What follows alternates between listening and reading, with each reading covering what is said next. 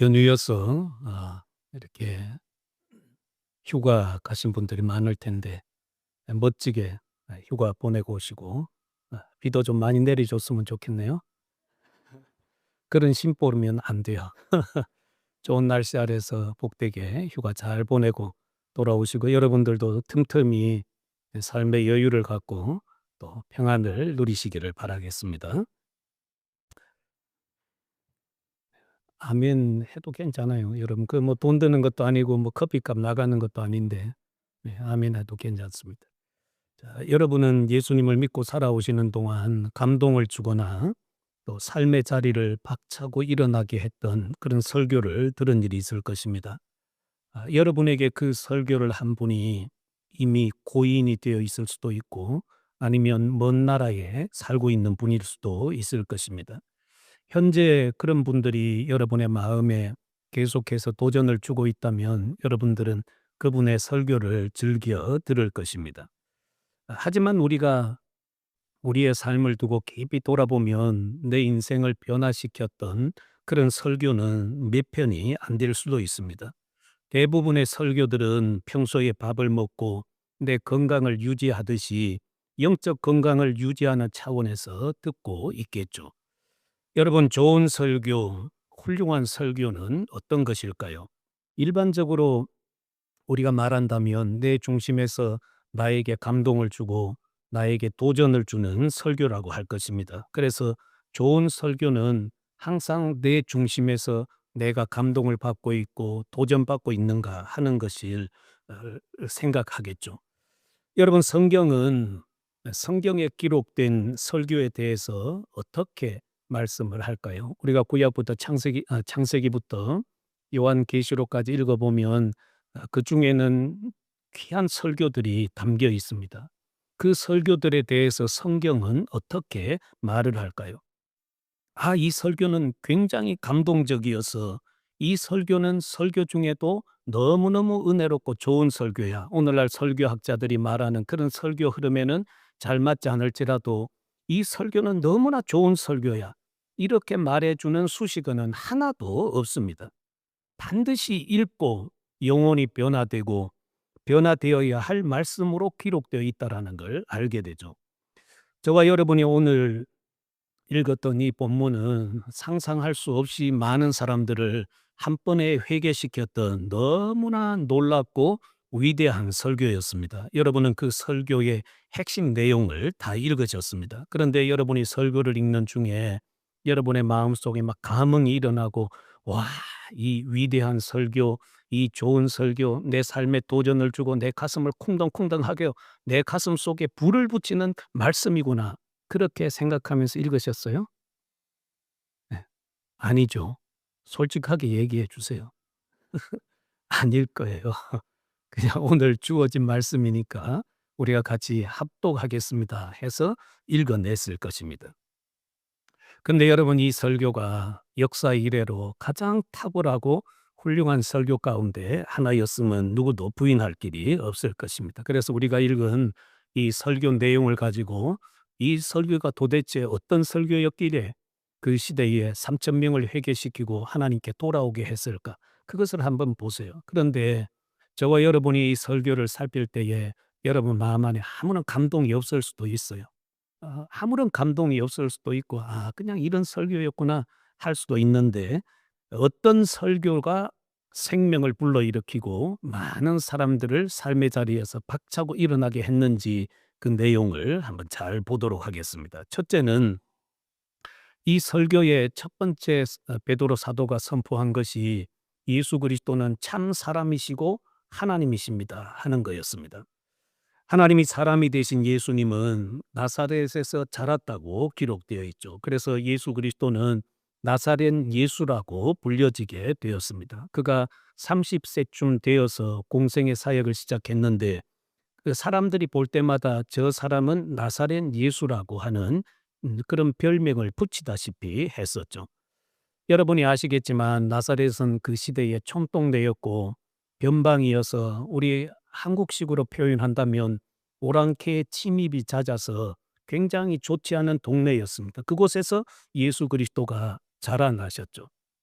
그런데 성경은 예수 그리스도가 부활 승천하시고 난 다음에도 나사렛 예수라고 계속해서 말씀하는 이유는 거기에 중요한 의미가 담겨 있기 때문입니다. 나사렛 예수는 역사적 예수라는 것을 말씀해요. 하나님이 사람이 되어 이 땅에 오셔서 저기 저 동네에서 사셨다라는 것을 분명하게 보여주는 것입니다. 그 나사렛 예수는 바로 인성을 가지신 참 사람이었다라는 것을 알려주는 것입니다. 그리고 그 뒤에 이어지는 말씀을 보면 하나님께서 이 예수님을 통해서 큰 권능을 행하셨습니다. 예수님이 나타내신 큰 권능들은 하나님을 계시하는 거였습니다. 여러분, 성경에 하나님을 계시해 주는 많은 말씀들이 있지만 하나님을 직접적으로 계시할 수 있는 분은 예수 그리스도밖에 없었어요. 오늘날 주변에 어떤 사람들이 자신이 메시아라고 그렇게 정신 나간 소리를 하지만 다 가짜들이요. 하나님을 진짜로 계시할 수 있는 분은 바로 예수 그리스도 한 분밖에 없습니다. 왜 그런가 하면 요한복음에 말씀하는 것처럼 예수 그리스도는 하나님의 품으로부터 나오신 분이시기 때문이에요. 하나님의 품으로부터 나오신 분이 아니면 하나님을 계시할 수 없잖아요. 그래서 예수 그리스도가 이 큰 권능들을 행하심으로 그분이 하나님을 계시하는 분이라는 것을 알려주고 있습니다. 그리고 말씀드린 것처럼 예수 그리스도는 참 사람인과 더불어 이 땅에 오시기 전에 하늘나라 하나님 보좌 우편에 계셨던 분이세요. 그분이 이 땅에 사람이 되어 오신 분이라는 걸 큰 본능들을 통해서 나타내셨습니다. 그리고 그 다음에 보면 기사라는 말씀이 나오잖아요. 이 기사는 예수님이 사람이신데 하나님만이 행하실 수 있는 일을 행하신 것입니다. 예수 그리스도가 이 땅에 오셔서 많은 기적들을 베풀었는데 그 기적들은 하나님만이 하실 수 있는 거였어요. 사람의 눈을 뜨게 한다든지 한 번도 걸어보지 못한 사람들을 일으킨다라든지 이 아픈 사람을 보고 소자야 내 죄 사함을 받았느냐 죄를 사하는 권세를 가졌다든지 이 모든 것들은 바로 하나님만이 할 수 있는 일이거든요. 그런데 그것을 이해하지 못했던 사람들은 예수 그리스도가 이 땅에 오셔서 소자야 작은 자야 내 죄 사함을 받았느냐를 했을 때 아니 저자가 뭔데 감히 하나님이 하시는 일을 자기 입으로 말해 그러면서 예수 그리스도를 비난했던 일이 있습니다. 여기에 등장하는 기사는 바로 예수 그리스도가 이 땅에 오신 하나님이심을 그분의 신성을 가지신 분임을 이렇게 나타내 보여주고 있죠. 그리고 표적이라는 말이 나옵니다. 기사도 있고 표적도 있고 능력도 다 같이 기적 이렇게 표현했으면 될 텐데 여기에 보면 이렇게 분리 구분해서 말씀을 하고 있죠. 여러분 이 진리 표적이라는 말은 그 표적이 가리키는 뭔가가 있거든요. 우리가 길을 가다가 표적이 있어야 되잖아요. 표적이 있어야 '아 내가 지금 어디만큼까지 왔구나. 앞으로 내가 몇 킬로를 더 가면 내가 목표하는 곳에 있구나.' 그 표적이 가르쳐 주는 것이 있습니다. 예수 그리스도가 오셔서 표적을 행했다라는 말은 진리가 누구인가, 예수 그리스도 이 표적을 행하는 분이 누구인가에 대해서 정확하게 보여주는 거였습니다. 여러분이 요한복음을 읽다가 보면 7 개의 표적이 등장해요. 2 장부터 11 장까지 7 개의 표적이 등장하는데 예수님이 행하신 수없이 많은 표적들 가운데 7 가지만 선별해서 그걸 말씀을 하거든요.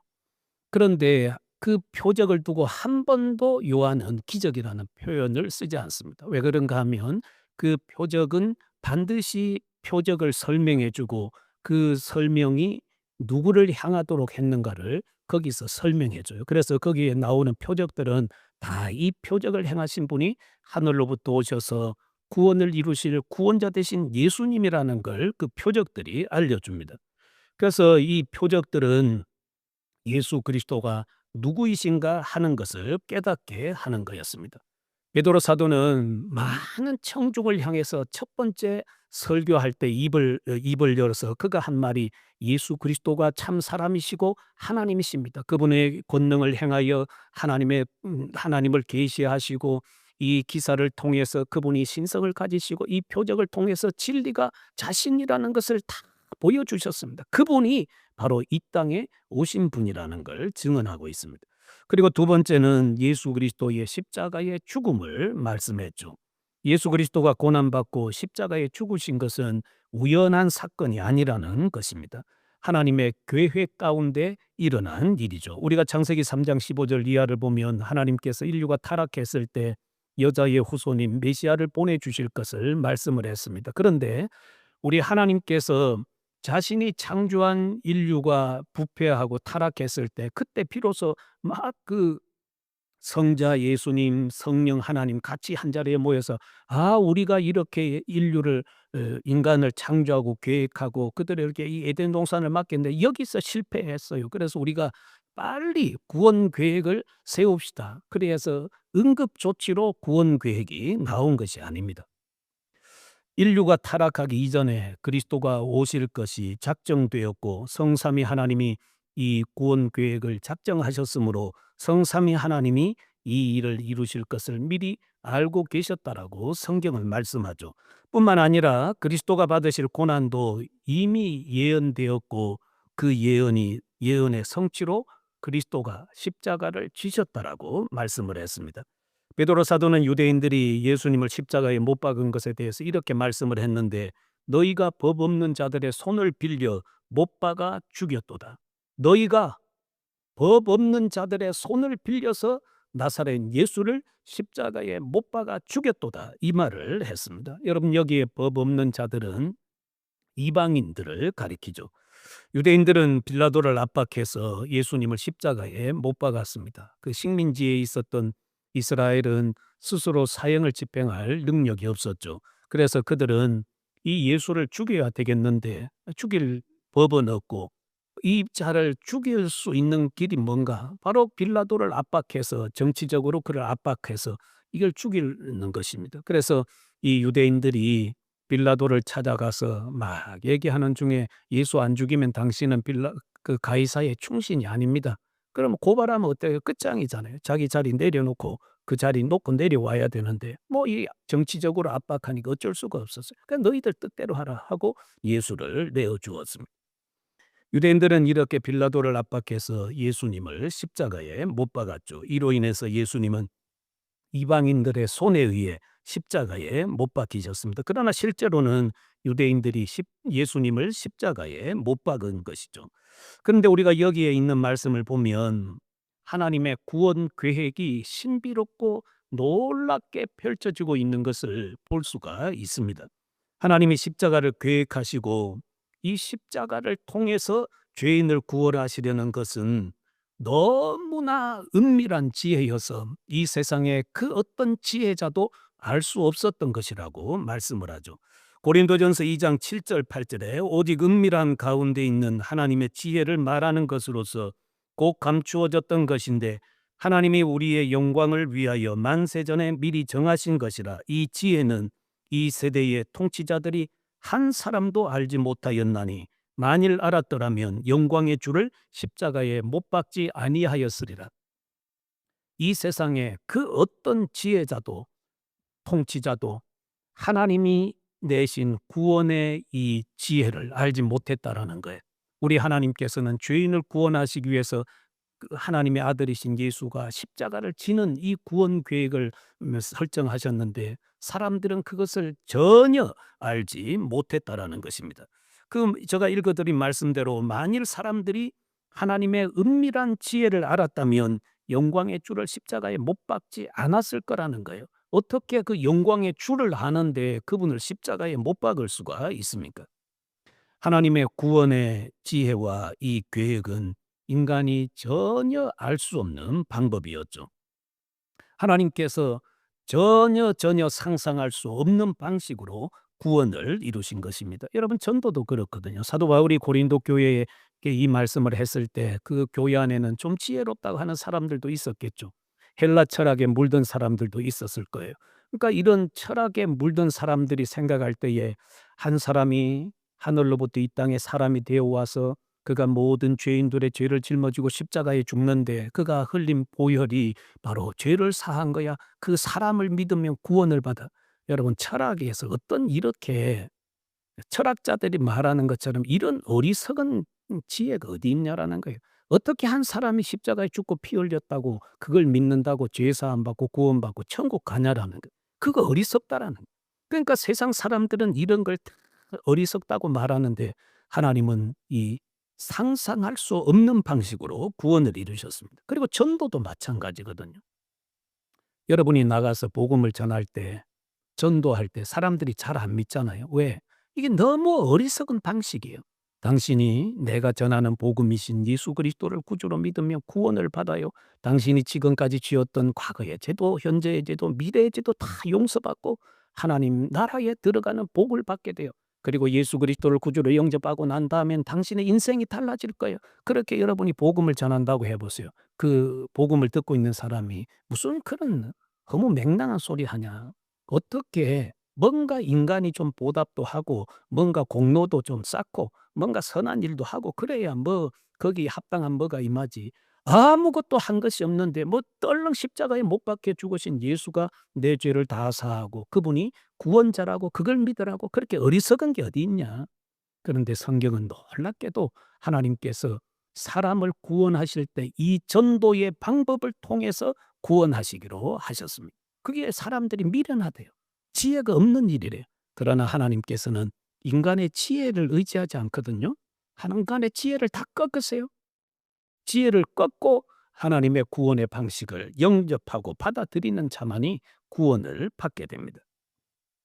사실 하나님의 지혜는 예수 그리스도가 지신 십자가를 통해서 죄인을 구원하기 위한 사랑을 베푸는 것이었습니다. 거기서 죄인을 사랑하고 죄인의 죄를 심판하세요. 그래서 십자가는 하나님께서 죄인의 죄를 심판하시는 자리였습니다. 죄인을 사랑하기 위해서는 하나님이 공의를 행하셔야 되는데 그걸 행할 길이 없잖아요. 우리를 죽이면 죽음으로 끝나버려요.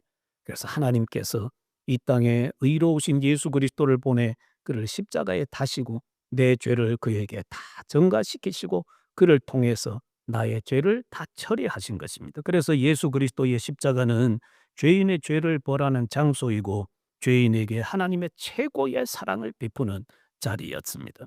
여러분 그렇습니다. 십자가는 우리가 해결할 수 없는 이 죄의 문제를 하나님이 친히 해결하신 하나님 자기 희생의 자리예요. 그래서 십자가보다 우리를 더 사랑하신 자리는 없다라는 것. 세상의 어느 곳을 뒤지고 어떤 책을 뒤지고 어느 곳에 가도 이 십자가에서 나타난 하나님의 사랑보다 더 탁월한 사랑은 찾을 수 없어요. 그래서 여러분이 이 십자가의 대속의 사랑을 많이 묵상하고 혹시 여기에 예수님을 영접하지 않고 교회에 다니는 분이 있다면 이 십자가를 여러분의 마음에 영접해 드려야 할 것입니다. 예수 그리스도가 십자가에서 대속의 사랑을 베푸신 것을 믿으면 성경은 구원이 값없이 주어진다고 말했습니다. 우리의 공로나 뭔가 쌓아놓은 것이 있어야가 아니라 그것을 전적으로 믿고 나는 무능합니다라고 고백할 때에 구원받은 하나님의 구원받는 자녀가 될 것을 말씀을 했습니다. 그래서 베드로 사도가 이 십자가를 굉장히 이 혐오스럽게 여기고 있는 그 많은 유대인들 앞에서 예수 그리스도의 십자가를 담대하게 전한 것이죠. 그리고 세 번째는 예수님의 부활을 말했습니다. 24절에 보면 하나님께서 그를 사망의 고통에서 풀어 살리셨으니 이는 그가 사망에 매여 있을 수 없습니다. 예수님이 십자가에 못 박혀 죽으셨지만 하나님께서 그를 사망의 고통에서 풀어 일으키시고 살리셨죠. 예수님은 사망에 매여 있을 수 없는 분이셨습니다. 그는 사망을 정복하고 승리하셨죠. 베드로 사도는 오순절에 하늘로부터 성령이 오신 것처럼 예수 그리스도가 부활한 것도 예언의 성취라고 말씀을 했습니다. 부활에 대해서는 여기 다윗이 예언을 했는데 시편 16편 8절부터 11절 말씀을 여러분이 한번 읽어 주시죠. 시작.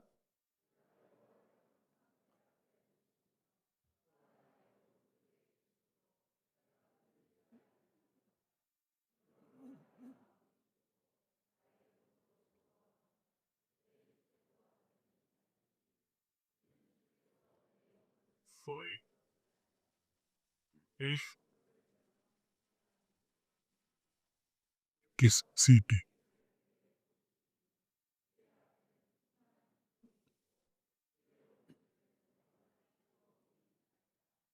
아멘.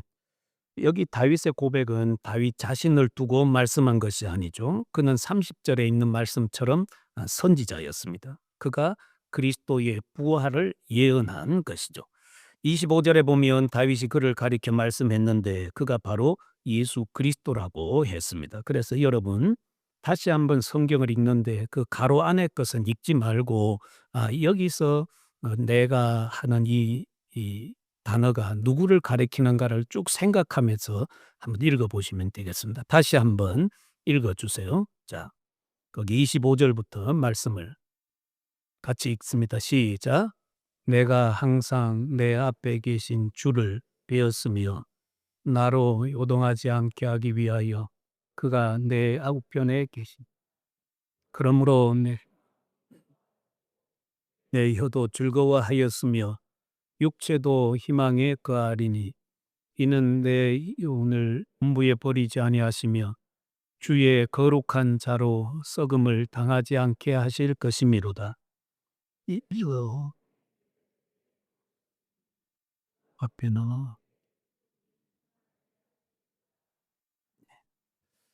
여러분 우리가 예수 믿으면서 어, 구약의 부활에 대해서 말씀이 기록되어 있다고 하는데 예, 성도님은 집사님은 구약 어디에 부활에 대해서 말씀이 분명하게 기록되어 있는 걸 아세요? 이렇게 물으면 여러분은 어디를 말씀하겠어요? 옆에 분들에게 두 분씩 한번 해서 물어보세요. 구약에 예수님의 부활을 말씀하는 곳이 어디예요? 예? 아까 그 얘기했잖아요. 시편 16편 8절부터 11절. 대답 못하신 분을 향해서 이렇게 한번 얘기해 보세요. 예수 믿은 지 몇 년 됐습니까? 네? 네. 이런 정도는 기본적으로 여러분이 마음에 담아 주셔야 돼요. 기본적으로 알고 있어야 될 내용들입니다. 다윗이 다윗 자신을 위해서 한 말씀이 아니고 이 예수 그리스도를 가리켜서 한 말씀이라는 분명한 증거가 있는데 그 베드로는 그것이 뭔가 하면 이 다윗은 이미 죽었고 그의 무덤이 지금 우리 가운데 있다라는 거예요. 우리가 그 무덤 찾아가 보면 찾을 수 있다라는 거죠. 그는 선지자로서 자신의 후손으로 오실 한 사람이 왕위에 앉게 되는데 그분이 바로 그리스도라고 예언을 했습니다. 다윗은 이 사실을 미리 알고 그리스도의 부활을 예언한 것이죠. 이렇게 성경에는 예수 그리스도의 부활이 명확하게 기록되어 있고 그 예언을 따라서 우리 주 예수 그리스도가 죽음으로부터 부활하셨습니다. 그리고 네 번째는 예수 그리스도의 승천을 말씀하셨죠. 여러분 부활하신 예수님은 우리가 알고 있는 것처럼 이 땅에 40일 동안 계셨습니다. 40일 동안 계시는 동안 제자들을 찾아다니시면서 예수님은 하나님 나라에 관한 것을 쭉 말씀을 해 주셨죠. 그런데 이제 40일 이후에 우리가 사도행전에서 본 것처럼 예수님께서 하늘로 승천하실 때 이제 뭐 손 흔들고 축복하고 올라가셨는데 그때 어디로 가셨는가? 그냥 안녕하고 구름 속으로 사라지셨는가? 성경은 그거 아니라는 거예요. 하나님 보좌 우편에 앉으셨다고 말씀을 하죠. 예수님은 이 땅에 사람의 몸을 입고 오시기 전에 영광의 자리, 그가 계셨던 영광의 자리로 돌아가셨습니다.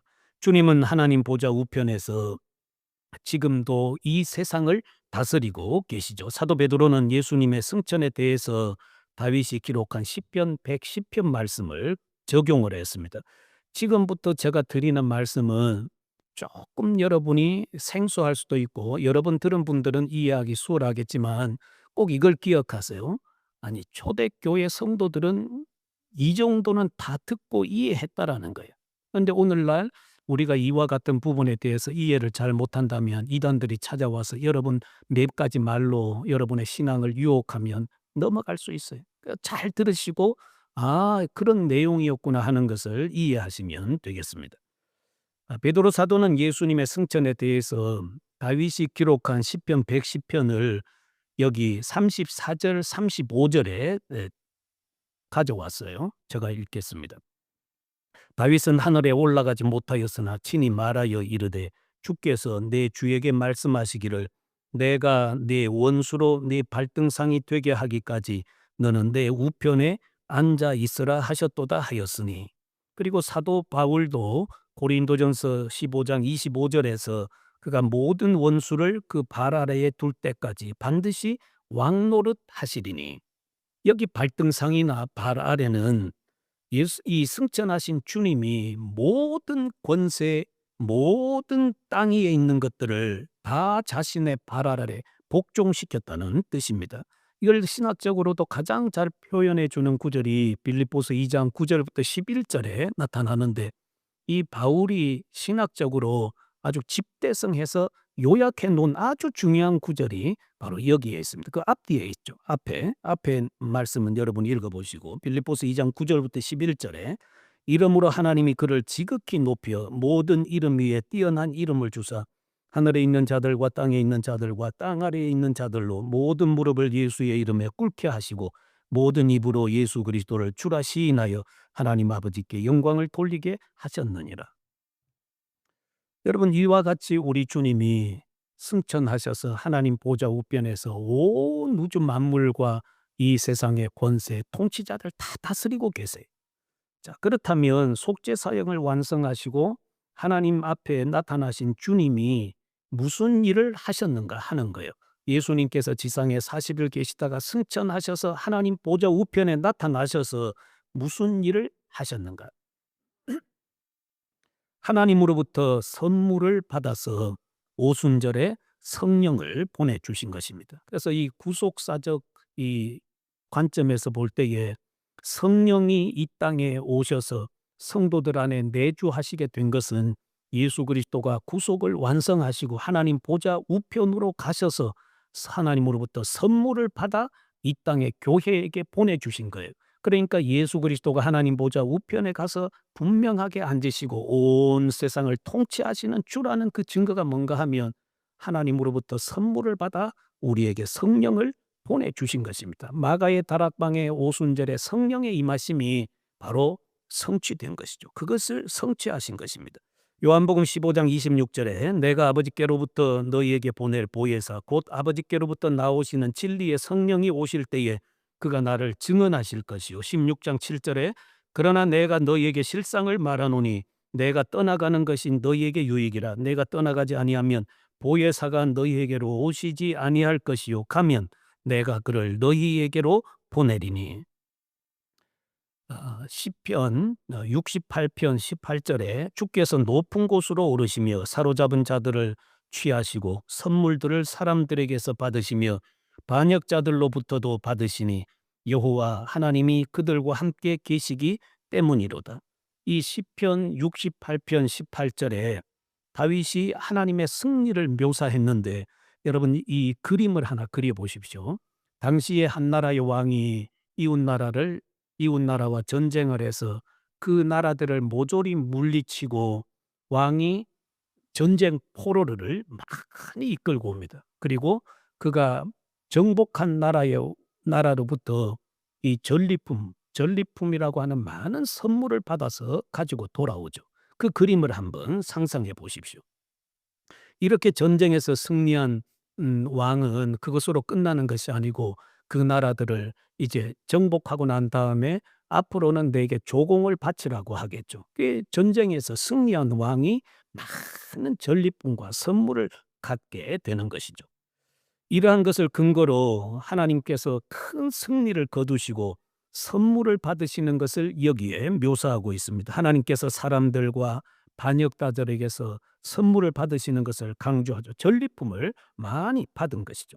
반역자들은 왕이신 하나님을 대적하고 거역하는 자들이지만 이제 하나님의 권세 앞에 그 누구도 대적할 수 없는 완전한 하나님의 승리를 여기서 보여주고 있습니다.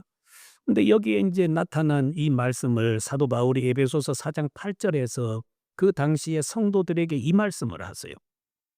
그러므로 이르기를 그가 위로 올라가실 때에 사로잡혔던 자들을 사로잡으시고 그 사람들에게서 선물을 주셨다 하였도다. 그 사람들에게 선물을 주셨다 하였도다. 이 다윗이 한 말씀을 이 사도 바울이 인용을 하는데 이제 사람들로부터 선물을 받았다라는 말씀을 사람들에게 선물을 주셨다로 바꾸어서 여기에 기록을 했습니다.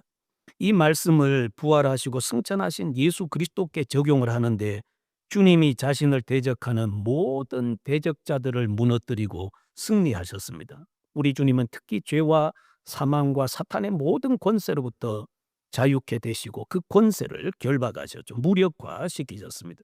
승리하신 예수님이 선물을 받으시는데 사람에게서나 반역자들에게서가 아니고 앞에서 말씀을 우리가 읽은 것처럼 하나님으로부터 선물을 받으셨죠. 그 선물을 받아서 오순절에 교회에게 보내주신 것입니다. 그러니까 주님이 오순절에 성도들에게 성령을 보내주신 것은 구속 사역을 완성하시고 하나님으로부터 이 거룩한 선물이신 성령을 받아서 성도들에게 보내주신 거죠. 사도 베드로는 자신 앞에 모여 있는 모든 사람들을 향해서 바로 이 진리를 선포하는 것입니다. 너희가 십자가에 못 박은 이 예수를 하나님이 주와 그리스도가 되게 해서 바로 오순절에 너희가 조금 전에 듣지 않았느냐? 너희가 여러 나라에서 왔지만 성령이 능력 가운데 일하시는 그 증거들을 보지 않았느냐? 너희들이 여러 나라에서 왔는데 그들이 방언할 때 각 나라의 말로 듣지 않았느냐? 바로 예수 그리스도가 하나님 보좌 우편으로 가서 이 땅에 보내주신 그 선물로 인해서 이와 같은 놀라운 일이 일어났다라는 걸 말씀을 했습니다. 그런데 이 베드로 사도가 하는 말이 있잖아요. 너희가 십자가에 못 박아 죽인 이 예수를 하나님이 주와 그리스도가 되게 하셨느니라. 이 말이 어마어마한 충격이라는 거예요. 그곳에 모인 유대인들은 충격에 휩싸일 수밖에 없습니다. 이 말은 그들의 모든 신앙과 그들의 생각을 뒤집는 거였죠. 왜 그런가 하면 말씀드린 것처럼 유대인들은 예수 십자가 하면 치를 떠는 사람들이거든요. 예수는 이 땅에 살면서 친히 자칭 하나님의 아들이라고 말하다가 신성모독, 하나님을 모독하는 죄를 범하여 그가 나무에 달려 죽게 되었다. 그 시대의 유대인들의 관점에서 볼 때 나무에 달려 죽는 사람은 하나님의 저주를 받은 사람이거든요. 하나님의 저주를 받아 나무에 달려 죽었는데 그 사람이 우리의 주이고 그리스도라고? 그런 게 어디 있어? 충격이었어요. 충격. 신명기에 말씀한 것처럼 예수 그리스도는 신명기법에 의해서 나무에 달려 죽었는데 하나님이 그를 구속의 주로 삼으셨다라는 것입니다. 어마어마한 충격이었죠. 여러분, 그들은 이렇게 십자가에 달린 한 사람을 주로 믿는 것을 치를 떨었습니다. 그래서 나중에 이제 교회에 대해서 전적으로 박해하는 이 박해자 사울이라고 하는 청년이 일어났는데 그 청년이 왜 그렇게 교회를 없애려고 했어요? 그것 때문이에요. 십자가에 죽은 그 예수가 지금 자기들이 오시리라고 기다리고 있는 그 메시아라는 거예요. 그러니까 이게 치를 떨 수밖에 없었죠. 자기들의 눈으로 볼 때는 나무에 달려 죽어서 하나님의 저주를 받아 죽은 자를 메시아라고 이 자들을 다 땅에서 이 흔적도 없이 다 제거해야 되겠다. 그래서 교회를 없애려고 했던 것입니다. 근데 여러분 우리가 가만히 이 십자가를 묵상해 보면 그 유대인들만 예수님을 십자가에 못 박은 것이 아니고 나도 예수님을 십자가에 못 박은 그 장본인이라는 것입니다. 그래서 이 십자가를 깊이 묵상하고 그 십자가를 생각해 보면 그 십자가 앞에서 눈물을 흘리는 성도들도 있고 그 십자가를 통해서 감격의 은혜를 누리는 이유가 바로 거기에 있습니다. 알고 보니까 유대인들에 의해서 처절하게 죽은 예수가 나를 위해서 죽으셨구나. 내 죄를 위해서 내가 해결할 수 없는 그 죄를 다 사하시기 위해서 예수님이 친히 십자가에 달리셔서 내 죄를 다 제거하고 사해 주셨구나. 그 은혜가 거기서 흘러나오는 것입니다. 여러분 이 말씀을 다시 한번 되새겨 보십시오. 주님이 십자가에서 행하신 일이 얼마나 위대하고 놀랍습니까? 주께서 행하신 일이 여러분에게 나에게 해가 되는 것 뭐 한 가지라도 있나요? 주님이 행하신 일 가운데 여러분에게 해가 되는 일이 있습니까? 하나하나 돌아보면 철저하게 나의 영혼과 내 삶에 복이 되는 사건이었음을 알게 됩니다. 주님이 십자가에서 베푸신 이 구속의 사랑이 내 삶을 견고하게 세워주는 기둥이에요. 그게 내 삶의 전부예요. 여러분 이것을 놓치지 마세요. 예수 그리스도의 십자가의 죽으심과 부활과 승천, 이제 그분은 다시 오시겠다고 했습니다. 그 예수님을 믿는 믿음이 내 생명의 근원이고 예수 그리스도가 바로 나로 하여금 이 땅에 살게 하는 목적이에요. 그 외에 다른 것 없어요. 그 외에 다른 것은 일체 없습니다. 사도 바울이 갈라디아 교회 성도들에게 그 얘기를 했잖아요. 그들은 뭐 예수도 믿고 할례도 받고 율법도 지켜야 뭐 좋은 구원받고 한다고 생각했는데 바울이 그거 딱 무너뜨렸거든요. 예수 그리스도를 믿는 믿음 외에 거기에 뭔가 인간의 행위와 노력을 더하려고 하는 것은 이 우상 숭배자들, 이방인들이 자기의 신을 숭배하는 것이나 같은 행위라고 했습니다. 너무너무 중요한 거예요. 우리의 구원은 오직 예수님 한 분에게 달려 있습니다. 그리고 이 땅을 살아갈 힘이 십자가로부터 다 흘러나와요. 그래서 제가 여러분에게 두 가지를 말씀드릴 테니까 그걸 여러분이 삶의 자리에서 부지런히 힘쓰고 힘쓰십시오. 하나는 하나님을 많이 묵상하세요. 하나님을 묵상한다고 할 때에 성경 안에 드러난 하나님의 성품이 있잖아요. 하나님이 어떤 분이신가에 대해서 우리가 많이 묵상해야 내 삶의 모든 환경과 역경을 이길 수 있는 힘이 거기로부터 흘러나와요. 여러분이 좋은 처세술, 좋은 강의 듣는다고 여러분이 힘없는 것 아니에요. 성경 읽으면서 하나님을 만나셔야 돼요. 하나님 만나고 하나님의 성품을 깊이 깊이 묵상하고 매일매일 시시때때로 놓치지 않아야 합니다. 그리고 또 하나는 예수 그리스도의 십자가를 묵상하는 거예요. 복음서에 사복음서에 이 많은 내용들이 기록되어 있습니다. 여러분이 꼼꼼히 십자가를 묵상하고 읽으세요. 그리고 이 나를 위한 사건임을 여러분이 마음에 기억하고 그분 앞에 십자가 앞에 나가서 엎드리세요. 그분을 통해서 내 인생을 힘있게 살아갈 수 있는 힘이 거기서 나와요. 여러분 가운데 낙심하고 있는 분들이 있으세요? 주변의 환경과 여러분 삶에 찾아온 여러 가지 삶의 문제 때문에 낙심하고 지금 시험에 들어있는 분들 계세요. 말씀으로 돌아가세요. 다른 좋은 강의를 듣는다고 여러분 거기서 일어나는 게 아니에요. 그런 사람들에게 가보세요. 다 말씀에서 다 멀어져 있어요. 말씀에서 다 멀어져 있어요. 말씀을 그냥 읽는 게 중요한 게 아니고 그 말씀을 꼭꼭 씹어서 내 것이 되도록 하시고 그 앞에서 하나님의 말씀을 듣고 그 말씀을 순종하는 자리로 가보세요. 그러면 여러분의 삶의 자리에 생동력이 일어나지 않을 곳이 어디 있겠어요. 거기에는 여러분의 자신을 드려야 하는 작은 희생이 따를 것입니다. 그걸 감내하면 우리가 거기서 큰 힘을 얻을 수가 있습니다. 여러분이 이 땅을 사는 동안 다른 것에서 뭔가를 얻으려고 하지 말고 하나님에게서 예수님에게서 힘을 얻고 여러분의 하루하루의 삶을 승리로 이끄시기를 바라겠습니다. 기도하겠습니다. 이 시간에 한번 기도하겠는데요. 저와 여러분이 십자가 하나님 많이 묵상하고 내 삶에 다가온 여러 시험들과 환경들을 잘 이길 수 있도록 기도해 주시고 또 한 가지 기도 요청은 지금 김기래 집사님이 여기 뇌 수술을 하고 있습니다. 뇌에 이 피가 고여서 조금 전에 수술실에 들어갔다고 했는데 은혜 중에 수술 잘 마치고 잘 회복할 수 있도록 여러분이 기도해 주시고 또 제가 이름은 다 되지 않지만 우리의 삶의 주변에 참 힘들게 하루하루 살아가는 분들이 몇 분 계십니다. 하나님께서 그들에게도 긍휼과 사랑을 부어 주시도록 잘 이기는 힘을 주시도록 함께 여러분이 기도해 주시기 바랍니다.